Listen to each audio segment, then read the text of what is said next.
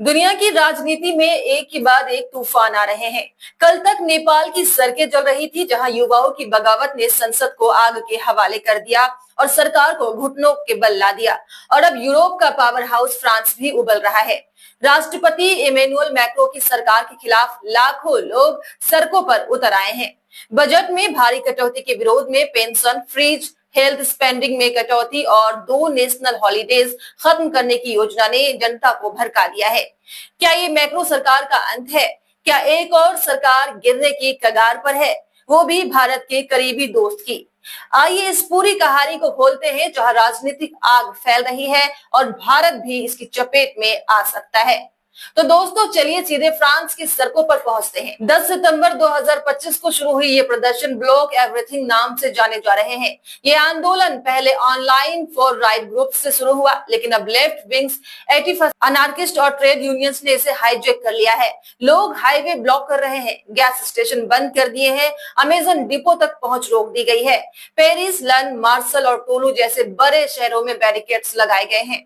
आग लगाई जा रही है। सरकार ने 80 पुलिस तैनात किए हैं, जो आंसू गैस छोड़कर भीड़ को तीतर बितर कर रहे हैं। अब तक सैकड़ों गिरफ्तारियां हो चुकी है और कुछ जगहों पर हिंसक झड़पें भी हुई है।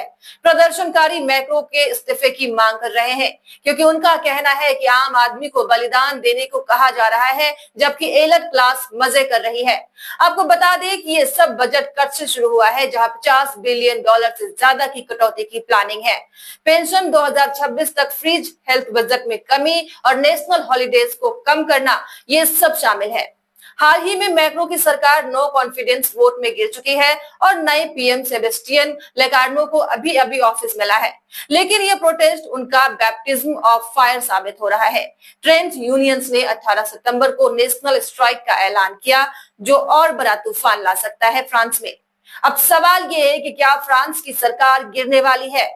मैक का टर्म 2027 तक का है, लेकिन ये प्रोटेस्ट इतने तीव्र हो चुके हैं कि राजनीतिक विशेषज्ञों का मानना है कि ये येलो वेस्ट मूवमेंट से भी बड़ा हो सकता है। फ्रांस पहले ही राजनीतिक संकट से गुजर रहा है। संसद में कोई क्लियर मेजोरिटी नहीं है और बजट पास कराना भी मुश्किल दिख रहा है। अगर ये आंदोलन फैला तो मैक्रो को इस्तीफा देना पड़ सकता है या अर्ली इलेक्शन का रास्ता अपनाना होगा। और आप ये भी जान लीजिए कि ये सरकार भारत की अच्छी दोस्त है। याद कीजिए राफेल डील, G20 में पार्टनरशिप और इंडी पैसिफिक में स्ट्रेटेजिक अलायंस, मतलब फ्रांस भारत का मजबूत सहयोगी रहा है।